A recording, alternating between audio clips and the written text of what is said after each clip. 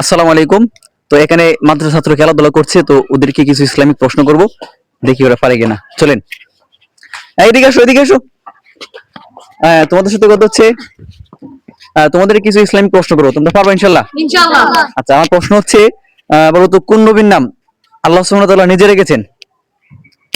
মুহাম্মদ সাল্লাল্লাহু আলাইহি সাল্লাম। তুমি? হযরত আদম আলাইহিস সালাম। আদম আলাইহিস সালাম। তুমি? মুসা আলাইহিস সালাম। আচ্ছা বলো তো, কার উত্তরটা নিতে পারি? আমারটা। না, তোমার উত্তর কি ভুল। তো সঠিক উত্তর হচ্ছে ইয়াহইয়া আলাইহিস সালাম। কে, কোন নবী? তো আল্লাহ সুবহানাহু ওয়া তাআলা, ঠিক আছে, জিবরাইল আলাইহিস সালামের মাধ্যমে বৃদ্ধ নবী জাকারিয়া আলাইহিস সালামকে কি বলছিল? একটি পুত্রের সুসংবাদ দিয়েছিল, এবং সেই পুত্রের নাম কি ছিল? ইয়াহইয়া।